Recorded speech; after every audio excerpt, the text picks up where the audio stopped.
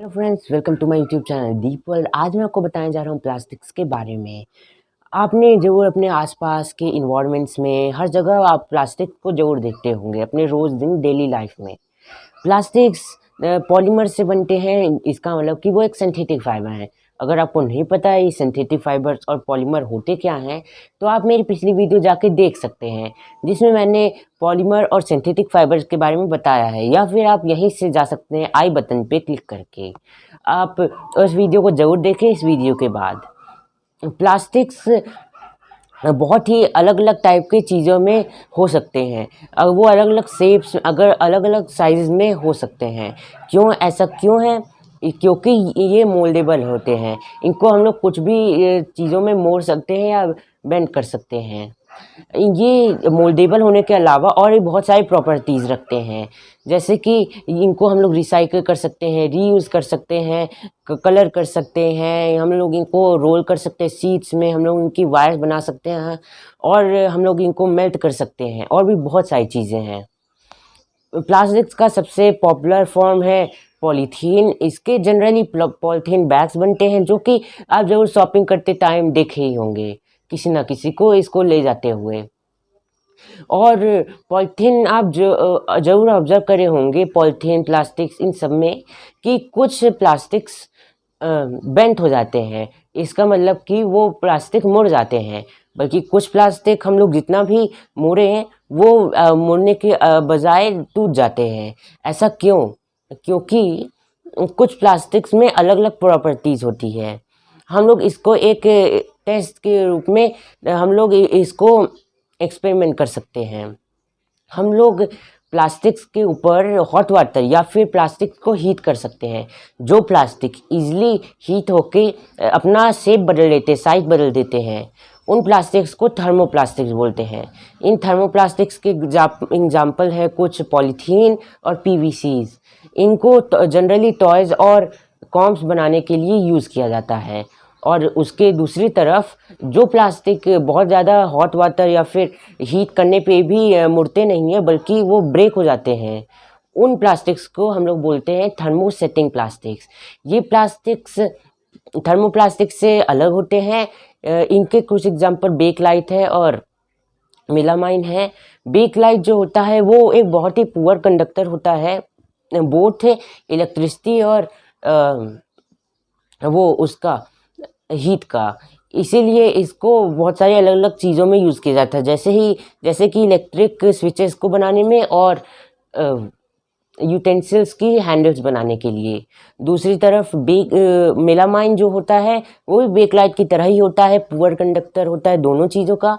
पर ये बेकलाइट और भी बहुत सारी अलग अलग टाइप के प्लास्टिक से अलग होता है। ये हीट को जो बहुत ज़्यादा अपने अच्छे से, इसकी प्रॉपर्टी इतनी अच्छी होती है कि वो हीट को बहुत अच्छे से रेजिस्ट कर पाता है, मतलब कि हीट को ये बढ़ने नहीं देता है।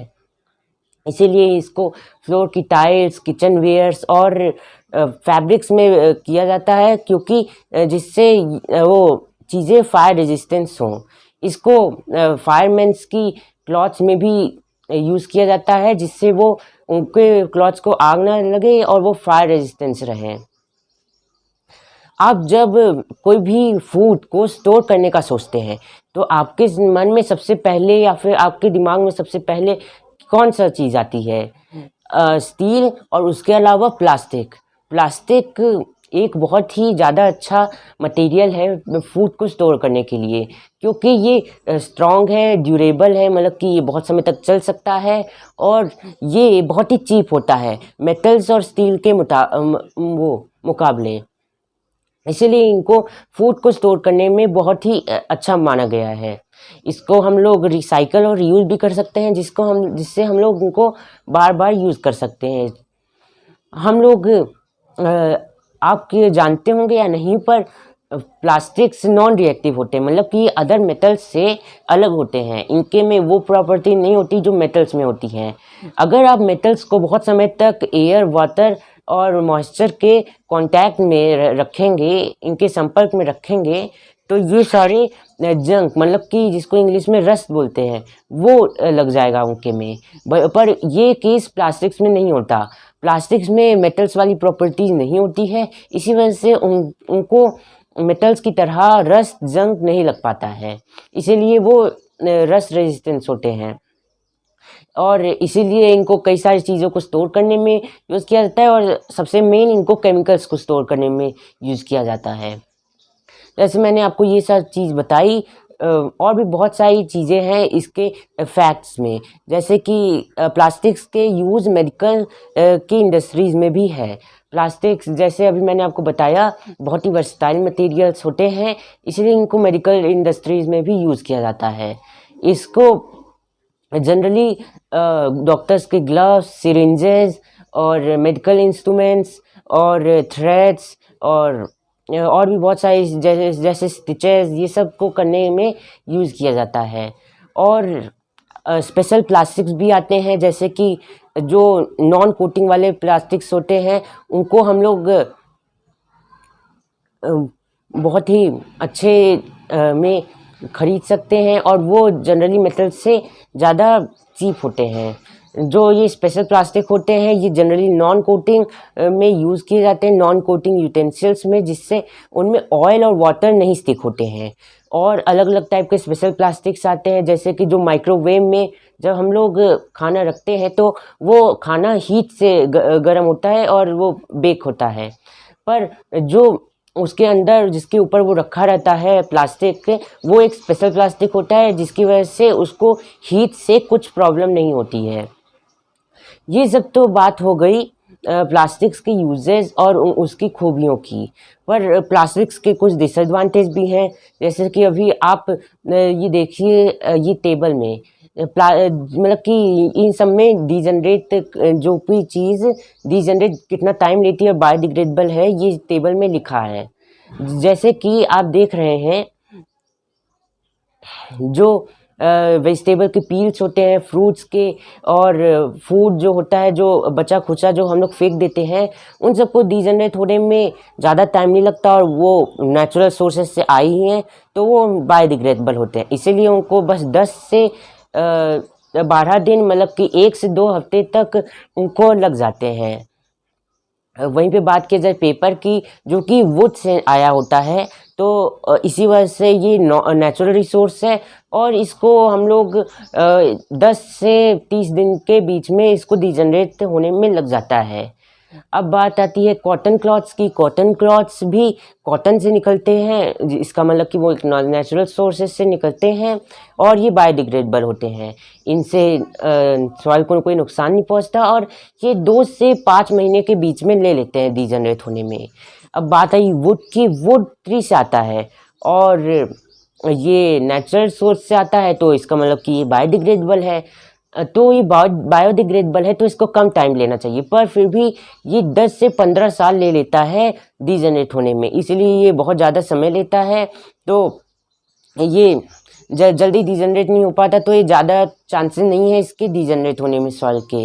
फिर भी ये सॉइल को अच्छा न्यूट्रिशन पहुँचाता है। वुलन क्लॉथ्स की बात किया जाए तो वुलन क्लॉथ, जैसे आपको पता है, सीप्स, लामाज और भी बहुत सारे जानवर होते हैं जिनके वुल के क्लॉथ्स बनते हैं।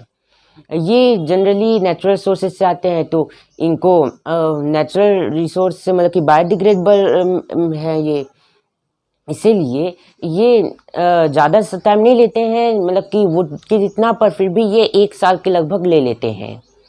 अब बात आई बाकी जो आर्टिफिशियल सोर्सेज से आते हैं, मतलब कि मेटल्स, टिन, एल्यूमिनियम, स्टील और भी बहुत सारे मेटल्स अलग अलग टाइप के, ये सारे डिजनरेट होने में बहुत ज़्यादा टाइम लेते हैं। बहुत ही जैसे आपको अभी मैंने बताया, वुड 10 से 15 साल लेता है, पर ये वुड से भी बहुत ज़्यादा साल ले लेते हैं, 100 से 500 साल, इसीलिए ये डिजनरेट नहीं हो पाते हैं और ये सॉइल के लिए वैसे भी अच्छे नहीं होते हैं।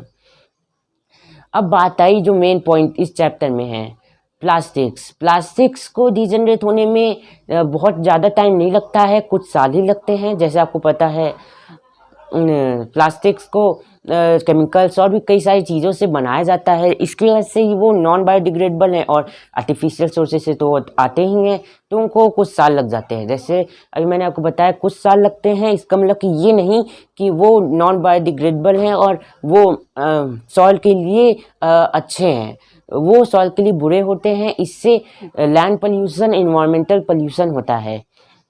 और अगर इनको हम लोग कहीं गार्बेज डंप्स जो आप देखे होंगे, अगर वहाँ फेंकते हैं तो ये इनको जैसे जहाँ पे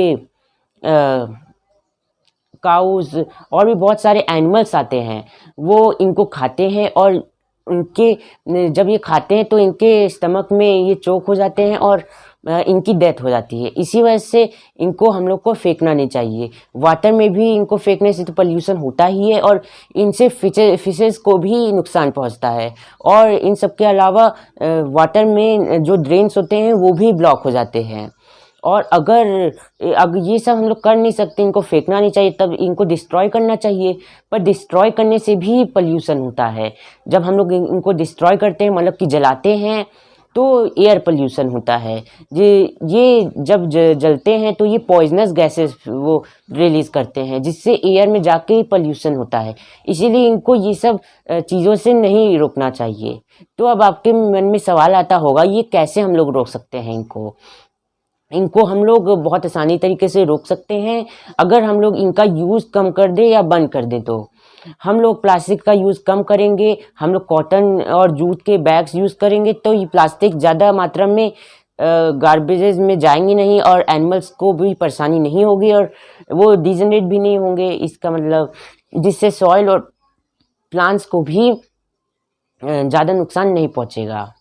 तो हम लोग को प्लास्टिक को छोड़ के कॉटन और जूट के बैग्स यूज़ करने चाहिए शॉपिंग के टाइम। और हम लोग को और भी बहुत सारी चीज़ें करनी चाहिए। अगर आप प्लास्टिक्स को रिसाइकल करना चाहिए तो आप कर सकते हैं, क्योंकि प्लास्टिक एक रिसाइकल मटेरियल है।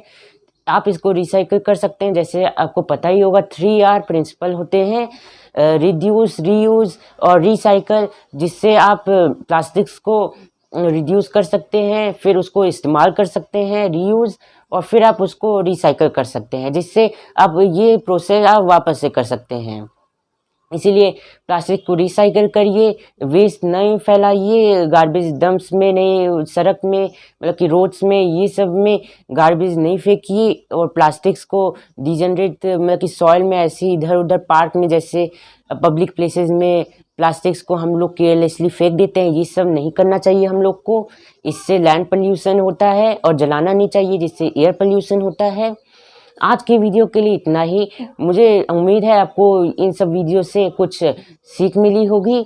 अगर आपको मेरी वीडियो अच्छी लगी हो तो लाइक कीजिए, मेरे चैनल को सब्सक्राइब कीजिए आने वाली वीडियो को देखने के लिए, और बेल आइकन भी दबाइए, जिससे मेरी वीडियो आपके तक सबसे पहले पहुंच पाए। और अगर आपको कुछ वीडियो में अच्छा लगा तो आप नीचे कमेंट भी कर सकते हैं। और मेरी जो पिछली वाली वीडियो, इस चैप्टर का फर्स्ट पार्ट, ये सेकंड पार्ट था, इस चैप्टर के फर्स्ट पार्ट में मैंने सिंथेटिक फाइबर्स के बारे में बताया है, और पॉलिस्टर, एक्रिलिक, जितने भी सिंथेटिक फाइबर्स होते हैं सबके बारे में बताया है।